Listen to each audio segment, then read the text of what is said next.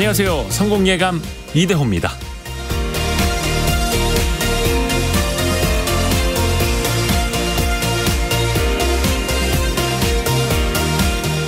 지난밤에 미국의 국채 금리가 폭포수처럼 떨어졌습니다. 경제를 고통스럽게 만들었던 미국의 인플레이션이 잡혀가고 있기 때문인데요. 미국의 지난 3월 소비자 물가지수 상승률이 5.0%로 나왔습니다. 한 달 전 수치가 6.0%였으니까 6.0에서 5.0으로 소수점도 없이 앞자리를 바로 갈아치웠습니다. 사실 이런 숫자의 이면에는 역기저 효과가 있습니다. 전년 동기 대비, 즉 1년 전 같은 기간과 비교하는 건데 작년 3월 미국의 소비자 물가 상승률이 무려 8.5%였습니다. 1년 전 수치가 그렇게 높았으니 이걸 바탕으로 하는 올해 3월 상승률은 상대적으로 낮게 보이는 거죠.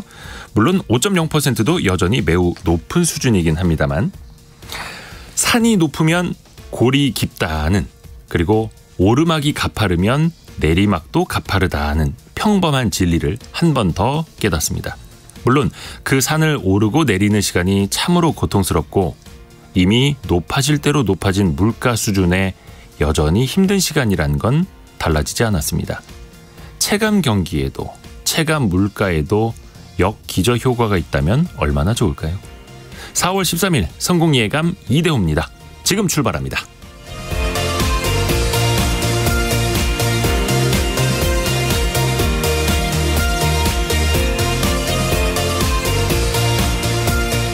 벌써부터 KBS 콩으로 출석 체크해 주시는 여러분 고맙습니다. 안녕하세요. Y스트릿 이대호 편집장입니다. 여러분을 위해서 경제상식 퀴즈도 나갑니다. 선착순으로도 제가 한번 계속 볼게요. 한 부동산 플랫폼 업체가 조사를 해봤더니 서울 지역 주요 대학교 인근의 원룸, 이 가격이 1년 만에 15% 상승했다고 합니다. 지난달 보증금 1,000만 원 기준으로 원룸 이것의 평균이 60만 원에 육박했고 비싼 곳은 약 85만 원까지 뛰었다고 하네요. 전세 수요가 이것으로 옮겨지다 보니까 되레 이 가격만 더 올라가는 건데요. 매달 정해진 금액을 집주인, 임대인에게 주는 것. 전세 말고 이것. 뭐라고 할까요? 벌써부터 정답 들어오고 있습니다. 자, 제가 이렇게 휴대전화 뒷번호 그리고 여러분의 성함 불러드리는 분들께 계속해서 커피 쿠폰 비롯한 선물 쏘도록 하겠습니다. 짧은 문자 50원, 긴 문자 100원이 드는 샵 9730으로 참여해 주시면 됩니다. 실시간 방송 상황은 KBS 콩 그리고 유튜브를 통해서 함께 하실 수 있습니다. 성공예감 이대호입니다. 자주 검색하시면 성공이 가까워집니다.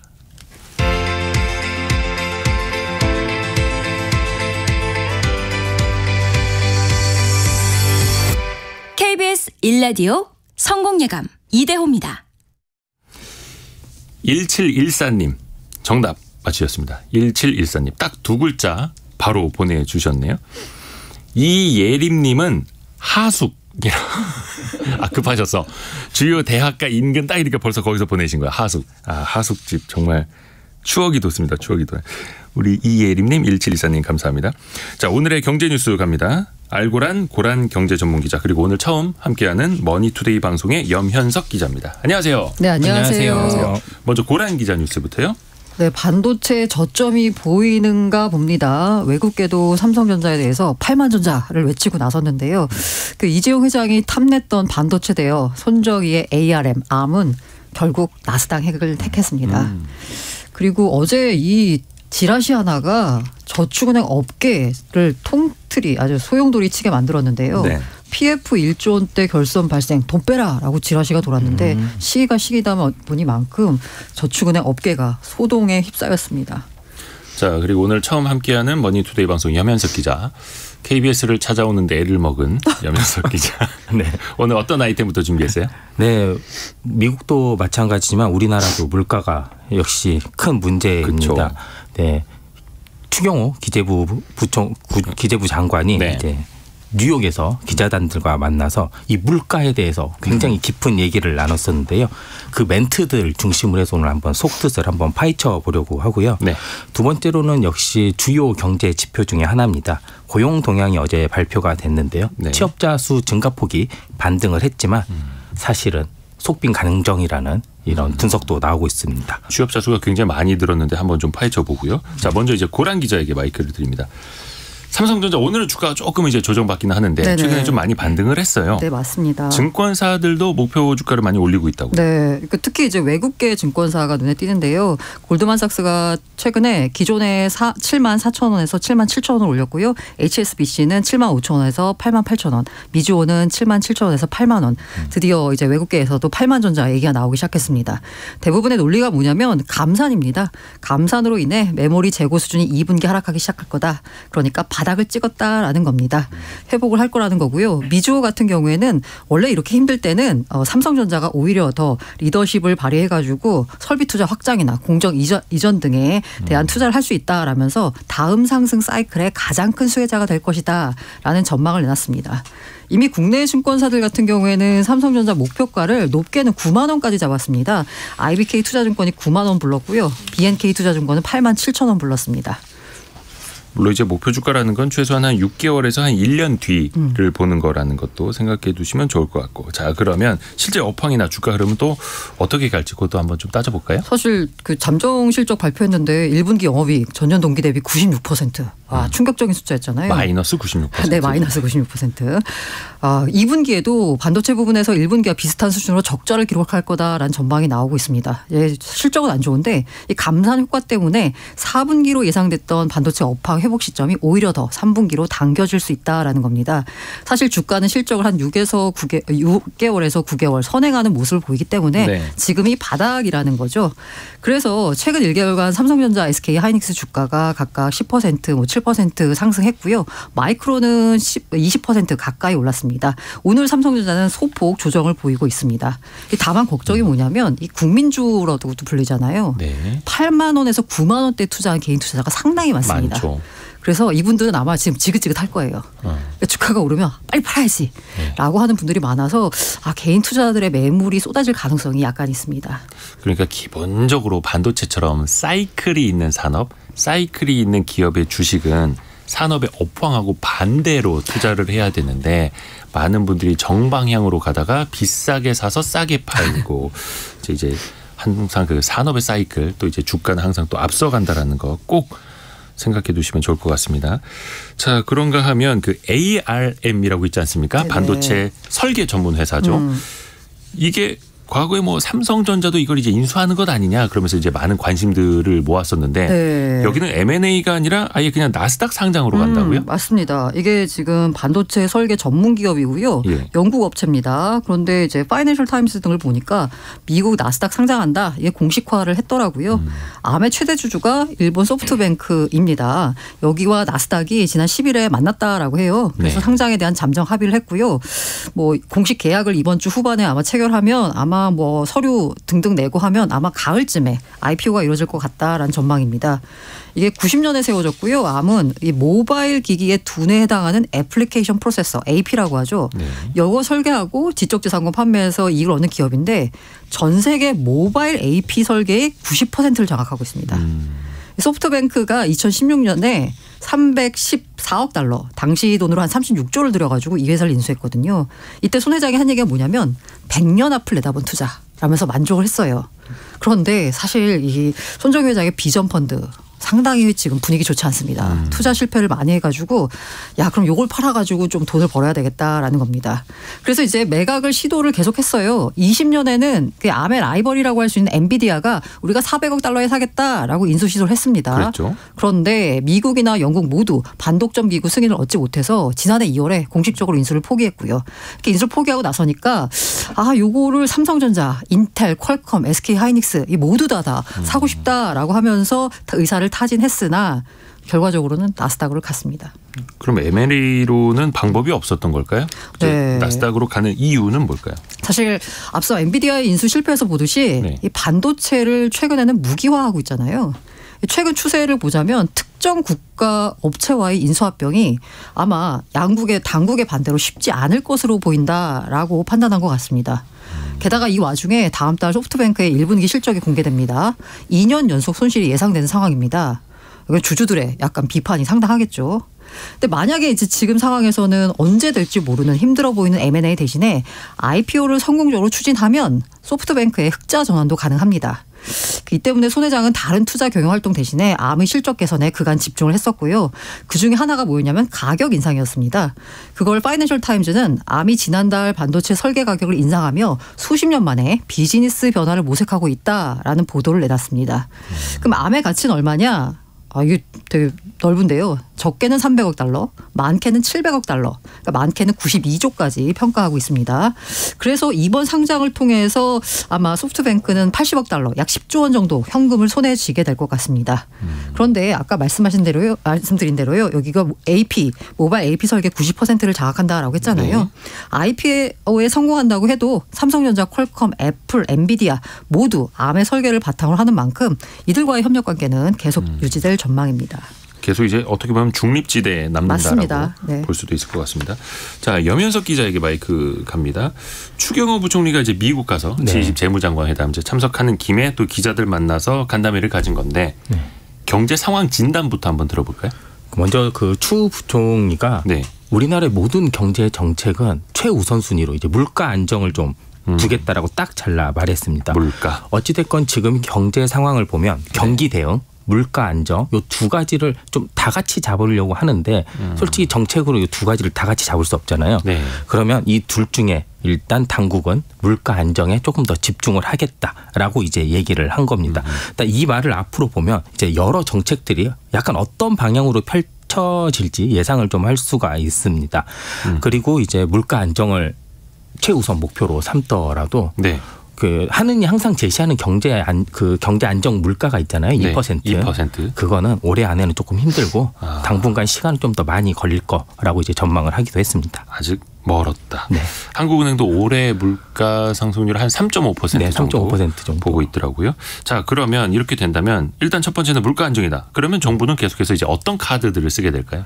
일단 경기 대응을 포기는 할 수 없잖아요. 그렇죠. 그렇기 때문에 여기저기서 가장 많이 나오는 말이 제발 좀 추경 좀 해라. 이런 얘기가 좀 많이 나오고 있습니다. 정부가 돈을 더 써야 되는 것 아니냐. 그렇죠. 경기를 좀 더 돌리려면 추경을 해야 된다라고 얘기를 하고 있는데 추 부총리가 이번에 미국 간담회에서 딱 잘라 말했습니다. 추경 별로 효과가 없다. 효과가 제한적이다.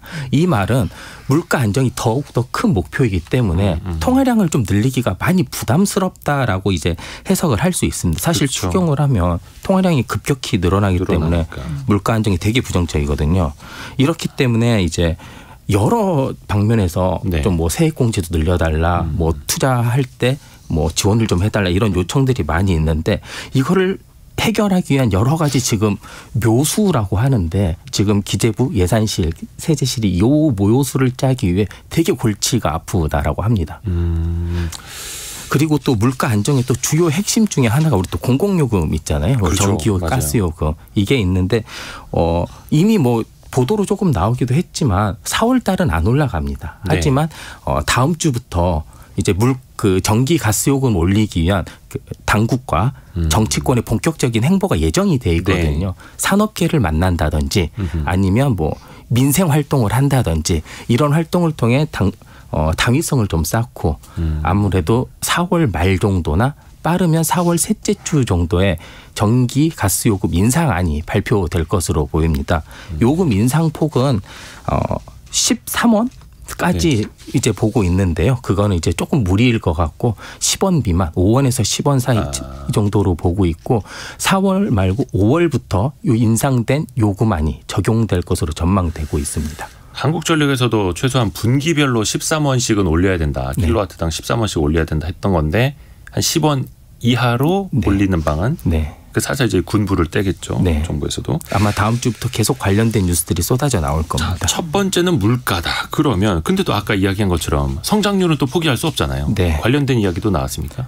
성장률에 대해서 얼마 전에 IMF에서 우리나라 성장률을 1.7%에서 1.5%로 0.2%포인트나 하향 조정을 했습니다. 또 내린 거죠. 네, 이거에 대해서 많은 질문이 있었는데 아마 지난해 4분기에 우리나라 역성장을 했었잖아요. 그리고 최근에 또 수출이 계속 부진되고 있고 이런 것들을 모두 감안을 해서 IMF가 내린 것 같다라고 진단을 했습니다. 그리고 이제 하반기가 되면 이제 하반기 경제정책 방향을 곧 발표를 할 텐데 네. 이때 경제 성장률 전망치를 또 발표를 합니다. 우리나라가 작년에 발표했었을 때 1.6% 이제 성장할 것으로 전망을 했는데요. 네. 아마 조금 더 낮출 것으로 전망이 되고 있습니다. 사실 뭐 경제 성장 전망치 이거 뭐 낮추는 거 뭐가 대수냐라고 네. 말을 할 수도 있는데요. 이게 여러 가지 물가 안정 정책이라든지 재정을 푼다든지 이런 거 할 때 결정을 할 수 있는 주요 지표가 됩니다. 이렇기 때문에 경제 성장률 전망치를 낮춘다라는 거는 더욱더 이제 정부의 고민이 심해질 수 있다. 올해는 어찌됐건 물가 안정에 방점을 찍지만 이렇게 경제 성장률이 계속 낮아지면 내년은 물가를 못 잡으면 이제 어떻게 될지 모른다라는 퀘스천 마크가 더욱더 커질 수 있는 겁니다. 자, 다시 고란 기자에게 갑니다. 어저께 무슨 이상한 문자 메시지가 여기저기 많이 돌았어요. 네, 맞아요. 이것 때문에 지금 뭐 저축은행들이 아주 그냥 큰일 날 뻔했죠. 그러니까요. 저도 문자를 직접 받은 건 아니고 이른바 이제 카카오톡 방에서 봤는데 네, 이런 글이 돈다. 네, 맞아요. 웰컴, OK저축은행, PF 1조 원대 결손 발생, 지급정지 예정, 잔액 모두 인출 요망. 이라는 문자가 뭐 아까 문자나 아니면 카카오톡 등을 통해 유포되기가 시작했습니다. 허위 사실이죠. 네, 이게 OK저축은행 PF 대출 규모가 1조 원이고 연체액은 410억 원에 불과해요. 네. 웰컴저축은행은 아예 PF 대출 규모 자체가 6,700억 원으로 1조가 안 됩니다. 근데 1조 원 결손이 발생했다는 건 불가능한 구조인데도 네. 허위 사실이 퍼진 거죠. 이 금융당국도 상황을 지켜보면서 대응을 고심했어요. 그래서 당국 관계자에 따르면 처음에 이런 내용이 퍼지기 시작했을 때 만약에 바로 대응하면 오히려 불안 심리 너무 커져서 지켜봤는데 이 점심때쯤에 더 급격하게 유포되면서 더 이상 보고 있을 수 없었다. 그래서 오후 2시쯤에 저축은행 중앙회가 나서서요. 허위 사실이 불특정 다수에게 유포되고 있다. 허위 사실 유포자에 대해 해당 저축은행에서 고발 조치를 진행 중이다라고 밝혔습니다. 근데 또 많은 분들은 그래도 불안하니까 이런 소문이 나는 거 아니야? 라고 맞아요. 생각하실 수도 있는데 진짜 괜찮은 건가요? 어떻습니까? 네, 두 은행의 지난해 말 건전성 비율이 아주 양호한 수준입니다. 유동성 비율도 저축은행 감독 규정에서 정한 규제 비율을 상회하는 수준에서 안정적으로 관리가 되고 있고요. 네. 지난해 12월 기준으로 OK저축은행과 웰컴저축은행, 국제결제은행 BIS 비율이라고 하죠. 각각 11.4, 12.51입니다. 유동성 비율도 250%, 159%로 양호한 상황이고요. 그리고 아까 제가 말씀드린 대로 이 무엇보다 두 저축은행의 PF 대출에서 1조 원대 결손이 발생할 수가 없습니다. 현실적으로. 네. 네. 경영공시 보고서를 보니까 OK저축은행의 지난해 말 기준 부동산 PF 대출 잔액이 1조 10억 원. 이 중에서 연체액이 410억 원, 4% 정도 돼요. 웰컴저축은행의 경우에는 PF 대출 잔액이 6,700억 정도 되고요. 연체액이 44억 원이라서 0.01%에 불과합니다. 이 게다가 저축은행 업권의 PF 대출은요. 대부분 선순위 대출입니다. 네. 그래서 부실이 발생해도 전액 손실이 날 수 없는 구조입니다. 먼저 회수해 나갈 수 있는 선순위라는 거죠. 근데 이게 사실 허위 소문이라고 해도 처음에는 아니 뭐 이런 게 있어 이제 대수롭지 않게 넘길 수 있는데 맞아요. 근데 사실 우리가 얼마 전에 봤던 실리콘밸리 은행도 소문에 의해서 불안감이 커지고 그러다 보니까 예금 인출 사태가 일어났고 네네. 그래서 파산한 거잖아요. 맞아요. 조금 일찍 빨리빨리 좀 강경 대응해야 되지 않을까요? 네, 그래서 업계에서는 이번에 헛소문 유포자를 본보기로 강력하게 처벌해야 한다라고 그럼요. 입을 모으고 있습니다. 그래서 두 은행은 실제 유포자를 즉각 경찰에 고발을 했고요. 네. 이게 지금 금융시장에 대한 불안 심리가 퍼진 상황이잖아요. 네. 이 허위 사실 때문에 안정적인 금융회사를 망가뜨릴 수도 있습니다. 사실 뱅크런이 발생해가지고요. 갑자기 모두 다 예금을 돌려달라고 은행 앞에 줄 서기 시작하면 당해낼 은행이 없습니다. 멀쩡한 은행도 위험해질 수 있죠. 맞아요. 실제로 이날 점심쯤에 두 저축은행에서 예금 인출이 평소보다 늘어나기 시작했다. 그래서 당국과 업계가 대응에 나선 거거든요. 그다음에 예금액이 다시 들어왔다라고 합니다.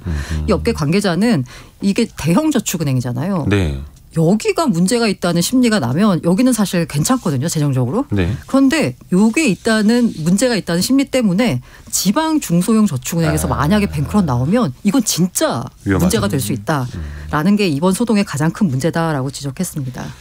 근데 이런 저축은행뿐만이 아니라 다른 곳들도 좀 비슷한 사례가 있지 않았습니까? 네, 맞습니다. 최근 토스뱅크와 새마을금고도 부실 우려 소문이 도니까 대응에 나선 건데요. 네. 새마을금고 같은 경우에는 이 새마을금고법이 있습니다. 예금자 보호가 안 된다라고 하는데 이 새마을금고법에 따라서 보호가 되는 거거든요. 준비금이 2조 3천억 원이 넘고요. 새마을금고 중앙회가 자체가 보유한 유동자산 등을 통해서 지금 여력을 확보하고 있고 이게 상환 준비금이 보니까 2월 말 기준으로 13조 원이 넘습니다. 네. 그래서 내가 원금 못 받을 일은 없는데 그런 소문이 도니까 약간 새마을금고가 강력하게 나선 거고요. 토스뱅크도 뭐 이자를 먼저 주는 상품 내놨다가 갑자기 돈이 부족한 거 아니야? 라는 이제 헛소문에 휩싸이면서 오해를 좀 샀죠. 네, 샀고요. 그래서 이제 금융권 관계자는 만약에 특정 금융사가 위험하다는 내용의 연락을 받으면 이 발신 번호가 일단 금융사나 기관의 공식 번호인지 우선 확인한 다음에 네. 출처가 명확한지를 파악을 해라. 그리고 직접 해당 금융사에 연락해서 확인해야 된다라고 했는데요. 일단은 이걸 노리고 유포하는 사람들의 심리가 뭔지 모르겠으나 지금 본인의 어떤 그러한 잘못된 허위 사실 때문에 정말 은행이 문제가 생길 수도 있다라는 점을 조금 명심하셨으면 합니다. 그렇습니다. 자, 염현석 기자에게 다시 갑니다. 취업자 상황. 일단 숫자 자체는 좋았어요. 네, 숫자 자체는 굉장히 좋았습니다. 이제 3월 지난달 취업자 수가 1년 전보다 47만 명 정도 증가했습니다. 네. 통계청이 발표한 3월 고용 동향 자료 보면요. 1년 전보다 46만 9천 명 늘어나 2,822만 명으로 취업자 네. 수가 집계가 됐습니다. 취업자 수가 지난 6월부터 쭉 감소하기 시작했거든요. 네. 증가폭이. 근데 이게 10개월 만에 다시 반등을 한 겁니다. 취업자 증가폭이 늘어났으니까 증가폭. 당연히 고용률도 많이 이제 덩달아 상승을 했습니다. 예. 62.2% 나왔는데요. 0.8%포인트 상승하면서 1982년 7월 이래 최고치를 기록을 했습니다. 고용률이 이렇게 좋고 취업자도 이렇게 늘어나고. 근데 내실은 있는 겁니까? 이게 문제입니다. 네. 숫자만 보면 굉장히 긍정적입니다. 이게. 근데 내부를 조금만 보면 사정이 완전히 다릅니다. 네. 최근 가장 문제가 되고 있는 취업은요.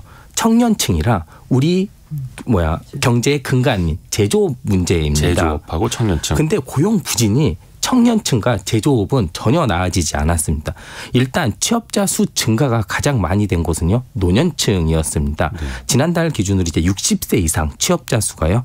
전년 동월 대비 그러니까 1년 전보다 54만 7천 명이나 늘었습니다. 전체 취업자 증가 폭이 47만 명이 조금 안 되는데 60대 이상만 54만 7천 명이 늘어난 겁니다. 이 증가폭은요. 2020년 2월 이후 최대 증가폭입니다. 이때 우리 그 코로나19 하면서 비상조치하면서 이제 여러 가지 노인 일자리 많이 생겼었거든요. 네. 그때 이후에 가장 많이 늘어난 겁니다. 아무래도 고령화가 진행이 되면서 노년층 인구가 많이 늘어나면서 이들의 경제 활동도 쭉 이어졌기 네. 때문으로 분석이 되는데요. 20대는 8만 6천 명, 40대는 6만 3천 명, 오히려 취업자 수가 감소를 했습니다. 특히 20대는요. 지난해 11월부터 5개월 연속 지금 취업자가 줄어들고 있습니다. 당연히 실업자 수 추이도요. 20, 30대 청년층은 늘어나고 있습니다.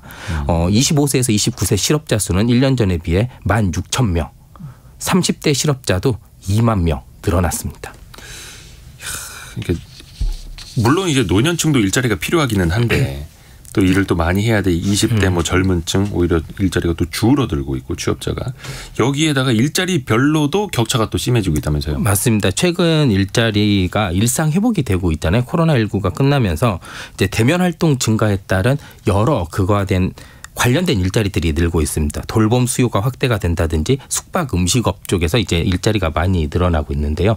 양질의 일자리로 꼽히고 있는 제조업 분야는 오히려 취업자 수가 5만 명 정도 줄었습니다.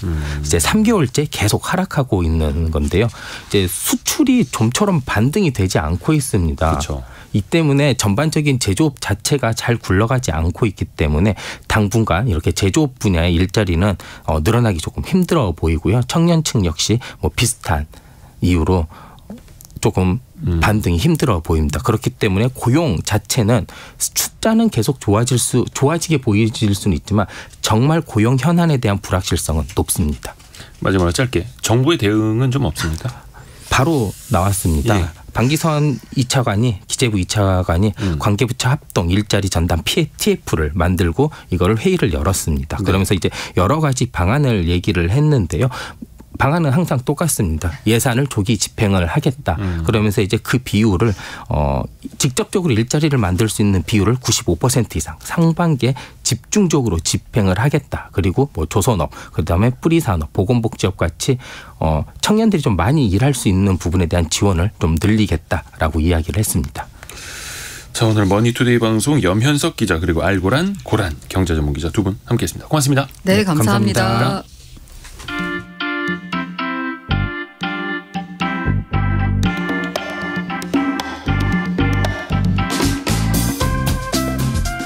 지금 여러분께서는 KBS 일라디오 성공예감 이대호입니다를 듣고 계십니다.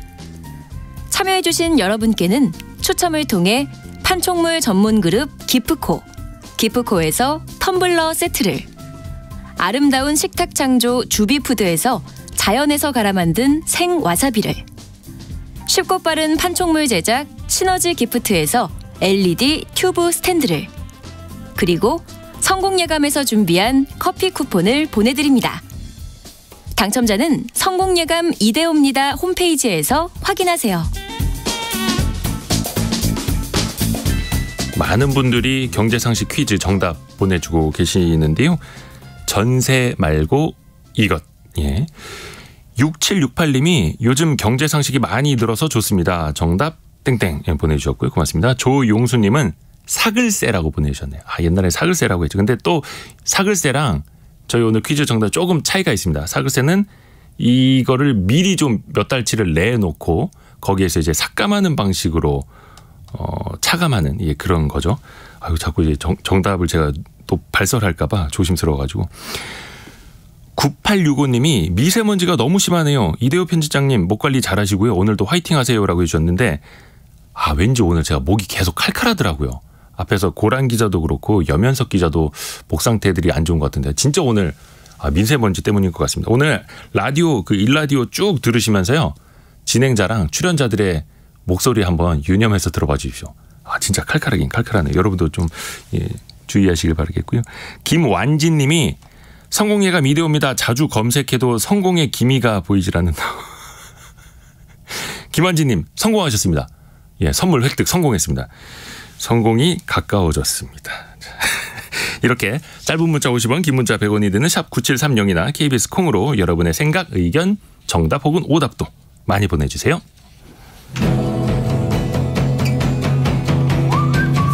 오늘의 움직임에 주목하고 세상의 흐름을 놓치지 않습니다. 여러분의 내일을 응원하며 성공의 열쇠를 함께 찾아갑니다. 성공예감 이대호입니다.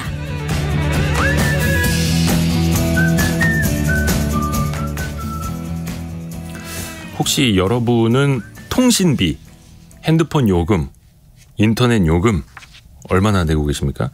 지난해 4분기 기준으로 우리나라 가구당 평균 통신비가 13만 5천 원. 1년 사이에 5% 또 늘었다고 합니다. 통신회사들이 소비자 부담을 이제 덜어주겠다면서 5G 중간 요금제를 계속 선보이기는 하는데 글쎄요. 뭐 만족스럽다라는 얘기는 들려오질 않고 있습니다. 오늘 요거 한번 중간 요금제를 중간 점검해 보겠습니다. 고려대 기술경영전문대학원 이성엽 교수 연결돼 있습니다. 이성엽 교수님 안녕하세요. 네, 안녕하세요. 안녕하세요. 그 중간 요금제라는 게 조금 애매모호하기는 한데 일단 통신회사들이 지난해 8월에도 요걸 내놨고 또 최근에도 비슷한 요금제를 한 번 더 출시를 했다 하더라고요. 그 내용부터 좀 한번 짚어주시겠어요? 네, 원래 이제 5G가 처음에 들어올 때는 이제 그 이용량이 많은 아주 이제 좀 헤비 유저 중심으로 해서 요금제가 설계가 돼가지고, 그러니까 요금도 상당히 비싸고 또 이제 용량도 많은 쪽에 지정이 돼 있었는데, 지난 8월달에 그래서 한 그 20기가 내지 30기가 정도의 이제 이용자에 대해서도 좀 요금제가 필요한 거 아니냐. 그래서 한번 이제 그 구간대에 요금제가 이제 출시가 됐습니다. 근데 여전히 한 이제 그 데이터 용량이 한 40에서 한 100기가바이트 그 정도 되는 그 구간에서는 또 별도 요금제가 없었어요. 그래서 이제 좀 더 요금제를 세분화할 필요가 있는 거 아니냐. 그리고 최근에 이제 우리 뭐 윤석열 정부에서 그 통신 분야가 뭐 담합을 통해 가지고 계속 좀 이권들을 좀 카르텔을 하고 온 거 아니냐. 그래서 조금 더 국민들에게 좀 저렴하고 다양한 요금제 출시가 필요하다. 네. 이런 논의가 있으면서 최근에 국간대에 이제 요금제가 이제 출시가 돼서 두 번째 중간 요금제가 이제 나오게 된 겁니다. 중간 요금제인데 작년에 한번 내놨는데 이번에 또 두 번째 중간 요금제를 내놨다. 그럼 이게 뭐 얼마나 더 저렴해진 건가요?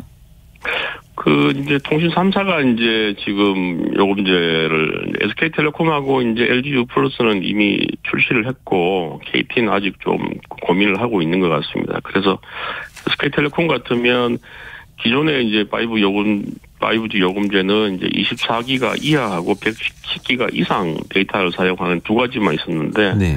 이번에 중간에 이제 37기가 또 54기가 74기가 99기가 이래가지고 그 4개 구간을 추가했고 가격은 한 59,000원에서 한 69,000원까지 이렇게 분포가 되어 있습니다. LG 플러스 또 그 31기가하고 150기가 사이에 이제 요금제 4개가 추가가 됐고 그래서 50, 80, 95, 125기가를 이제 구간을 4개 정도 추가를 했습니다. 가격은 63,000원에서 한 7만원까지 해서 현재 아까 13만 5천이라고 하셨었는데 한 중간적으로 6만원대, 7만원대 이제 요금제가 나왔다고 보시면 되겠습니다. 그러니까 6만 원대 요금제가 나왔다. 약간 이런 요금제라면 혹시나 이제 어떤 소비자들한테 적합한지 좀 평가해 주시겠어요? 그래서 이제 이게 결국 자기가 어느 정도 이제 데이터를 평소에 쓰는가, 그거를 이제 좀 이렇게 스스로 한번 체크하는 게 이제 필요한 것 같아요. 그래서 우리 지금 스마트 초이스라고 그 사이트가 있습니다. 들어가 보면 네. 내가 어느 정도 데이터, 전화, 문자를 썼는지 체크를 할 수 있어가지고, 그래서 이제 자기 사용량에 따라서 만든 최적화된 요금제를 이제 확인할 수가 있습니다. 그래서 그걸 한번 확인해 보시면 좋을 것 같고요. 네.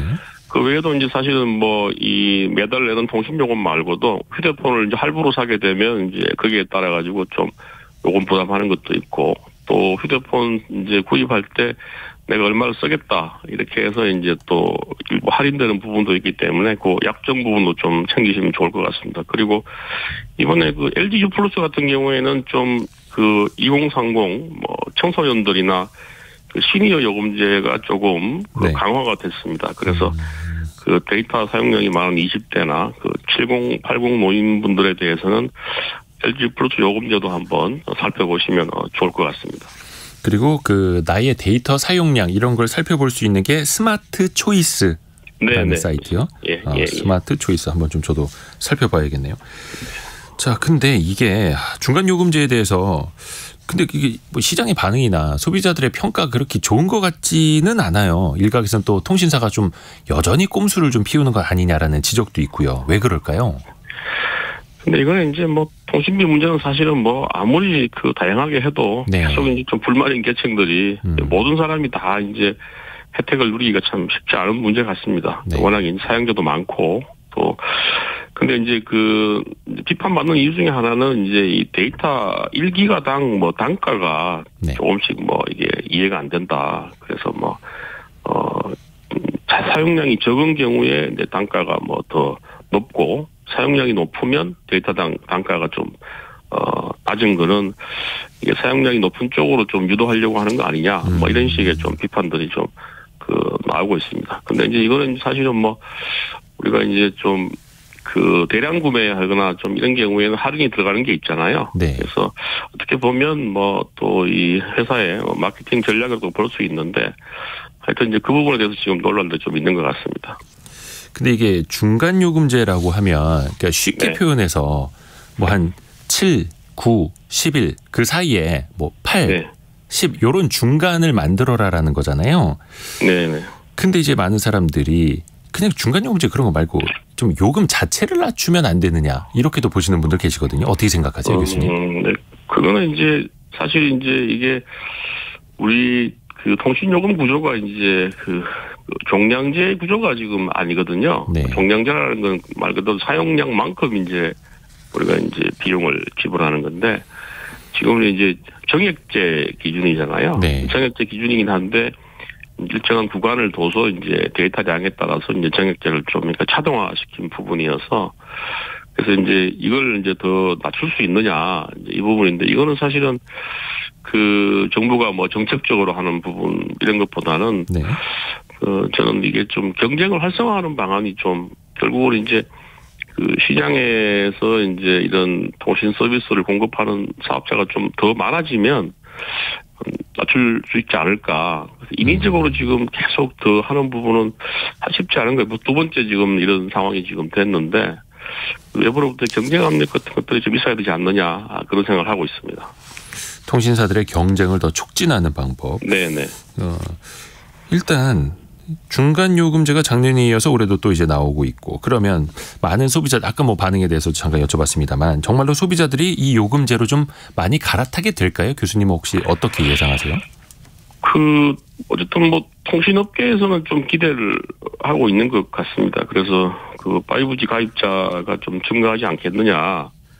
기존에 이제 4세대 LTE를 쓰고 있던 뭐 가입자들이라든지 그리고 이제 5G 내에서도 좀 저가 요금제를 썼던 가입자가 좀 데이터가 부족하다고 생각했던 분들은 좀 이쪽으로 오지 않을까 하는 뭐 그런 기대를 지금 하고 있는 것 같고요. 네. 근데 실제로 이제 아직은 지금 5G나 4G나 크게 뭐 이제 뭐 서비스의 차이가 있다든가 또 뭐 속도나 이런 부분에서 큰 차이가 없어서 뭐 그렇게 많이 이제 큰 변화가 있지는 않을 것 같다는 게 제 지금 생각입니다. 네.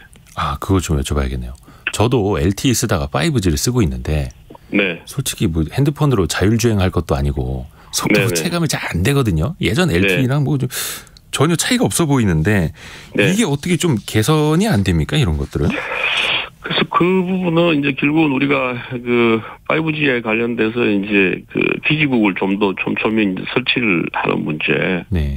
지금 뭐 단말기는 이제 더 이상 뭐 어떤 문제가 있다고 보기는 어려운데 결국은 이제 기지국을 좀 촘촘하게 이제 그 세울 수 있어야 되는데 그게 이제 아직은 도심 지역이라든지 이런 걸 제외하고는 여전히 조금 이제 그 기지국 투자가 좀 부족한 그런 상황인 것 같아요. 네. 그건 이제 뭐 반대로 이야기하면 이제 그만큼 또 5G 수요가 많이 늘어나고 있지 않다는 부분도 또 돼서 네.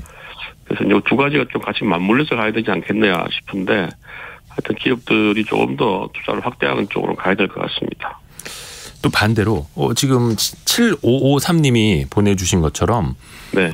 폰이 오래돼서 발국가 이제 매장에 갔는데 5G를 무조건 사용해야 된다.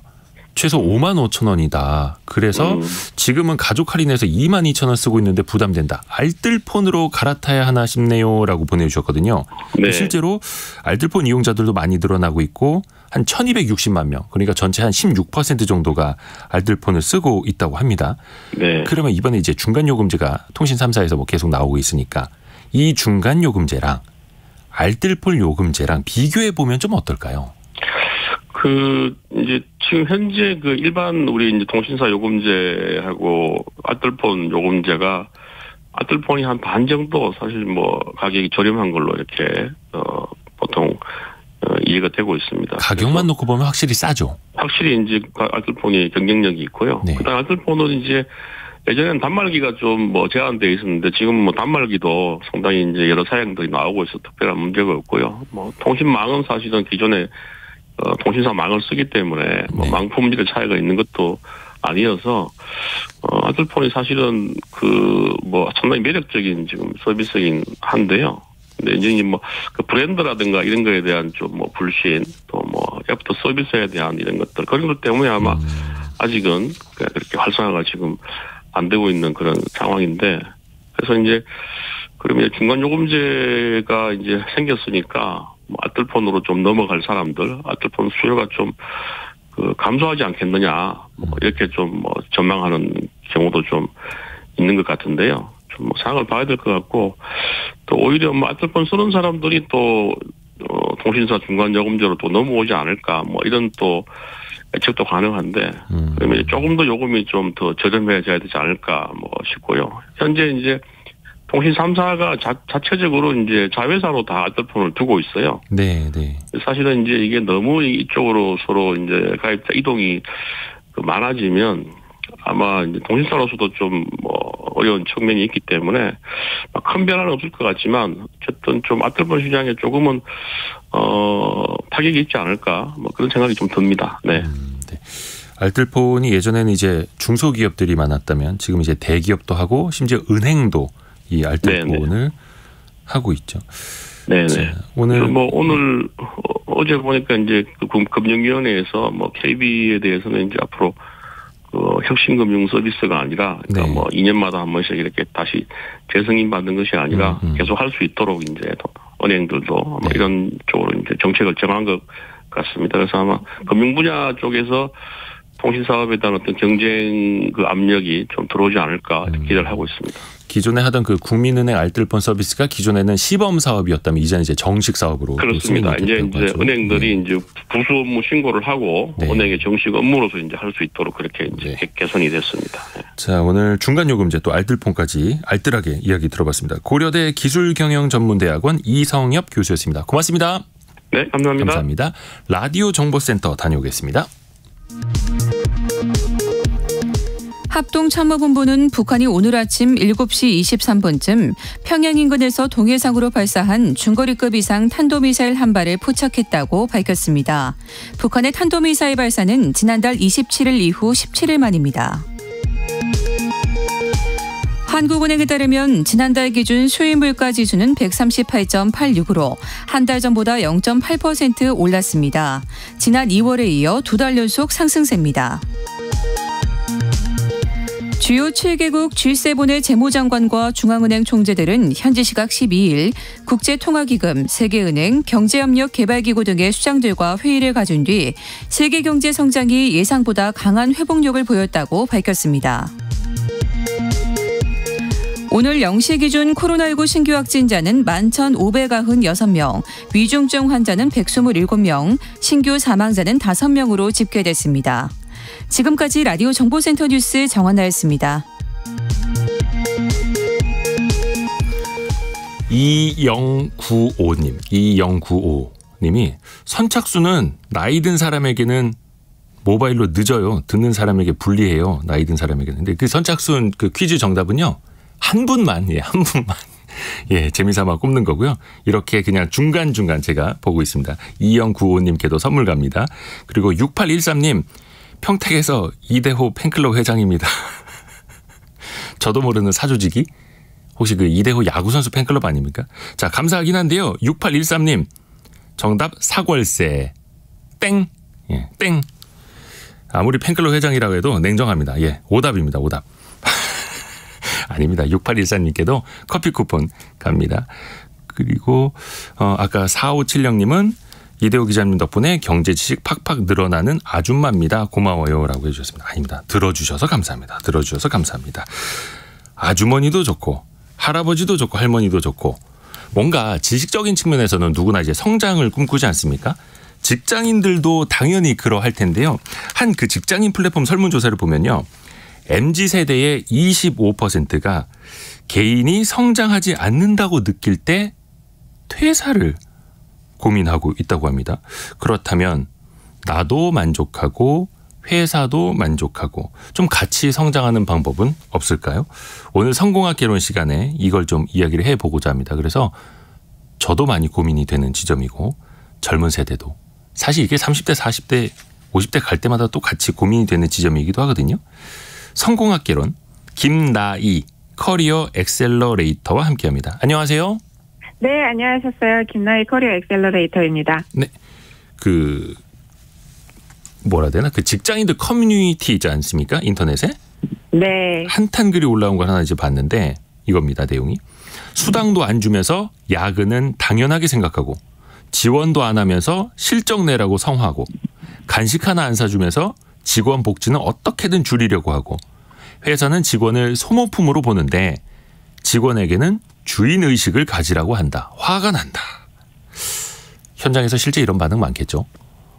네, 사실 이런 분들 너무 많이 만나죠. 얼마 전에는 제가 뵌 분이 이런 말씀을 하셨어요. 회사 뉴스를 매번 SNS나 미디어 뉴스를 통해서 듣는다. 네. 회사는 우리를 별로 중요하게 생각하지 않는구나. 부품이라고 생각하는구나 하는 생각이 드신다면서 굉장히 거래량이 많은 커머스 플랫폼 회사에서 서비스 기획 일을 하시는 분이 이직을 해야 할까요? 하면서 저한테 말씀을 해주셨는데요. 네. 회사의 정보가 투명하게 공유되지 않고 이런 상황이 반복되니까 존중받지 못한다는 느낌이 드신다고 하셨어요. 청취자 여러분들 회사는 어떠신지, 회사 뉴스를 가장 먼저 듣는 사람이 구성원분들인지 미디어를 통해서 일반 고객과 똑같이 듣게 되는지 아니면 주주인지 저도 궁금해지는 시점이기도 합니다. 아, 그래서 부품으로밖에 본인을 생각하지 맞아요. 못하게 되는 환경적인 네. 요인이 환경적인 요인. 이거 참 네네. 약간 좀 그렇겠다, 그렇죠? 회사의 소식을 회사에서 알려주고 뭐 부장님이나 관리자들이 알려주고 동료들과 함께 이야기하는 게 아니라 뉴스 통해서 먼저 봤을 때. 그렇죠. 우리는 일하면서 회사에서 정말 많은 시간을 보내고 있는데 네. 정확하지 않은 정보, 카더라가 사실은 너무 많은 것 같아요. 여러분들께서도 회사에서 일할 때 생각해 보시면 뭐 인사 이동이 어떻게 난다더라, 인센티브가 얼마 나온다더라, 뭐 M&A가 어떻게 된다더라, 우리 회사가 어디에 팔릴지도 모른대 하는 내용들을 이렇게 카더라를 통해서 들으시면 사실 마음도 너무 불안하고 내가 회사의 부품밖에 안 되는 걸까 하는 생각이 사실 많이 드실 것 같아서 사실 저는 아무리 지금 개인화의 시대라고도 하지만 이렇게 일터의 환경이 달라지지 않으면 그 속에서 일하는 개인들이 절대 행복할 수 없다고 생각하는 편이기는 합니다. 근데 사실 또 회사가 뭐 공시라든지 계약이라든지 어떤 좀 민감한 이슈들 공식화해야만 발표할 수 있는 내용들도 있을 테니까 이거는 좀 사안마다 좀 구분을 해서 봐야 맞아요. 되긴 한데 네. 일단은 직원들 입장에서는 내가 아무리 열심히 일을 해도 회사는 달라지지 않는다. 이거 제일 많이 느끼지 않습니까? 맞아요. 그렇죠. 왜 그럴 수밖에 없을까요? 제가 얼마 전에 한 예능 프로그램에서도 이런 거를 봤는데요. 네. 손님이 가게에 많아져도 뭐 인턴이나 사원은 힘만 들고 하나도 좋지도 않다 하는 이야기가 우스갯소리처럼 이렇게 나오더라고요. 네. 얼마 전에 제가 한 회사에서 교육을 하는데 이런 말을 또 들었어요. 한 금융회사에서 3년차 사원분들하고 임원분들의 대화를 잇는 토크쇼를 진행을 했었는데요. 저연차 사원분들이 이렇게 말씀하시더라고요. 자부심을 느끼라고 강요하지 말고 느끼게 해주셨으면 좋겠다라는 얘기였는데요. 그렇죠. 사실 저는 이거를 그냥 회사가라기보다는 위에 리더분들이 잘 모르고 계시는구나 하는 생각도 들었는데 이 사원분들이 하신 이야기는 이런 거였습니다. SNS나 여타 플랫폼의 이 회사의 조직 문화가 굉장히 보수적이고 고루하다. 5년차 미만 사원들은 경력 개발할 기회도 없고 하라는 대로 해야 된다. 보고를 위한 보고가 난무하다. 보고서에는 한국말을 쓰는 건지 일본말을 쓰는 건지 알 수 없을 정도로 잘 내가 무슨 말을 하고 있는지도 모르겠다라는 이야기가 회자되고 있는데 이런 이야기를 들을 때마다 그 사원분들은 좀 자괴감이 든다라는 이야기를 했어요. 요즘에 최고의 복지는 최고의 동료라는 말들이 나오는데요. 회사를 운영하시는 분들 입장에서 리더분들 입장에서 이걸 꼭 리더분들만 운영한다라고 볼 수는 없지만 얼마나 투명하고 솔직하게 우리 회사 안의 이야기에 대해서 같이 나누고 있나를 한번 생각해 보시면 좋을 것 같습니다. 소통. 진짜 소통이 중요하다는 거죠.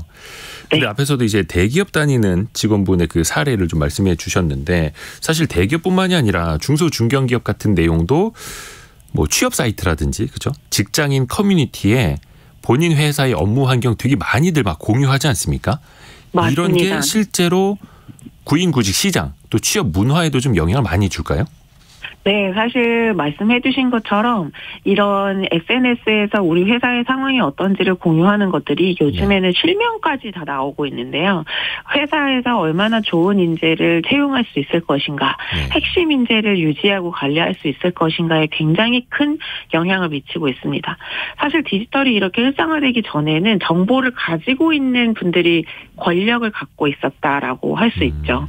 회사의 중요 정보를 누가 알고 있는지, 그 사람하고 내가 친한지 같은 것들이 중요했고 사내 정치라고 우리가 이야기하죠. 이 사내 정치는 회사의 크고 작은 정보가 공유되지 않고 일부 사람들에게 집중될 때 발생한다라고 볼 수 있는데요.